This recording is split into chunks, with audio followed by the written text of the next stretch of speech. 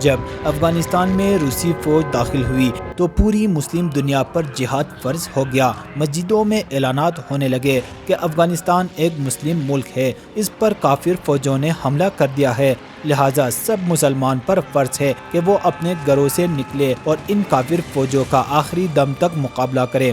وہی کافر فوجیں آج فلسطین پر پوری قوت کے ساتھ حملہ آور ہو چکا ہے۔ فلسطینیوں پہ ظلم کے پہاڑ توڑے جا رہے ہیں۔ ہزاروں معصوم بچے، عورتیں اور بوڑھے اس جنگ میں ہلاک ہو چکے ہیں۔ غزہ کو کھنڈر بنا دیا گیا۔ مجال ہے کسی مسلم ملک نے یہ اعلان کر دیا ہو چونکہ فلسطینی مشکل میں ہے اور فلسطین میں جہاد فرض ہو گیا ہے، لہٰذا سارے مسلمان اپنے گھروں سے نکلے اور ان درندہ صفت اسرائیلی فوجوں کو غزہ سے نکال باہر کر دے۔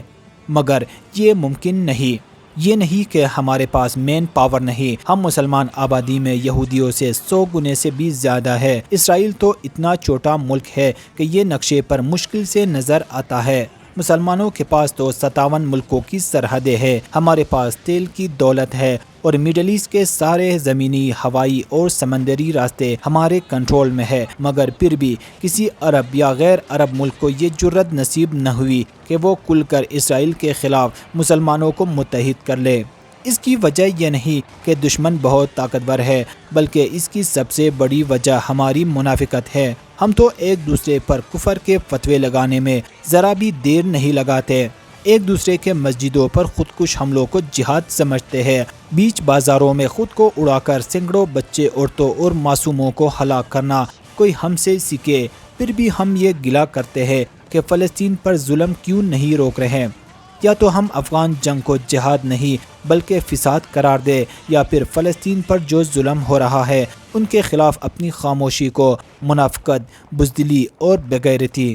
ہمیں یاد ہے جب افغان سوویت جنگ شروع ہوئی تو امریکہ کھل کر افغانوں اور افغان مولویوں کی مالی مدد کی تھی، ڈالر دے کر مولویوں سے فتوے خریدتے، ڈالر دے کر افغان جنگجوؤں کے ہاتھوں افغانستان کی حکومت کو گرا دی گئی۔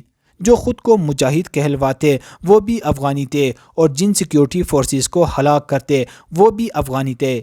فرق صرف اتنا تھا کہ مارنے والے کو امریکی ڈالر مل رہی تھی اور مرنے والے کو سوویت یونین کی سپورٹ حاصل تھی۔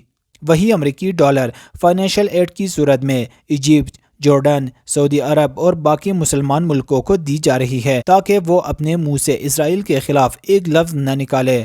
رفح کراسنگ اس لیے نہیں کھل رہی تاکہ فلسطینی غزہ چھوڑ کر مصر میں داخل نہ ہو، اور امریکہ سالانہ کروڑوں ڈالر مصری حکومت کو اس لیے دے رہے ہیں تاکہ وہ اسرائیل کے خلاف کوئی قدم نہ اٹھائے۔ یہی حالت جارڈن، سعودی عرب، کویت اور باقی مسلم ملکوں کی ہے۔